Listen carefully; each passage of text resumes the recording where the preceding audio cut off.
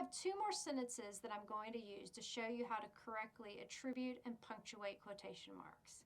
These are from two separate stories. I'm going to start with this quote first. The added element in this quote is that the source referenced a movie which requires additional punctuation. So here's how you would punctuate the full sentence. You would again start with your quotation marks.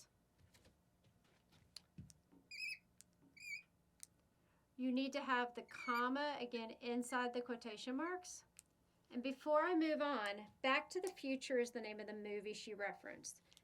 When it's not in a quotation, you would put double quotation marks around Back to the Future. Within the quotation, you would use single quotation marks.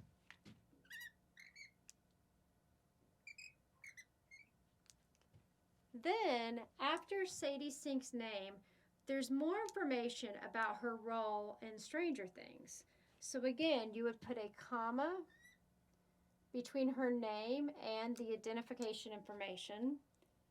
And for Stranger Things, that also, like Back to the Future, needs to have double quotation marks because it's outside of the quote. So you would add your double quotation marks here. But a period needs to go inside the quotation marks.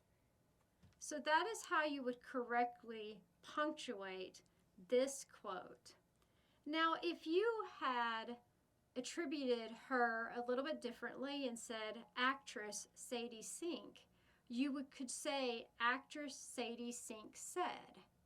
The reason why this is after her name is that it's longer. You wouldn't be able to put it before her name. If this was the second time you were quoting her in the story, you would not need her first name again. You would just say Sink said. So again, Sink said would go in that order. This quote is one I selected because these comments were made not in an individual interview with a reporter and a source.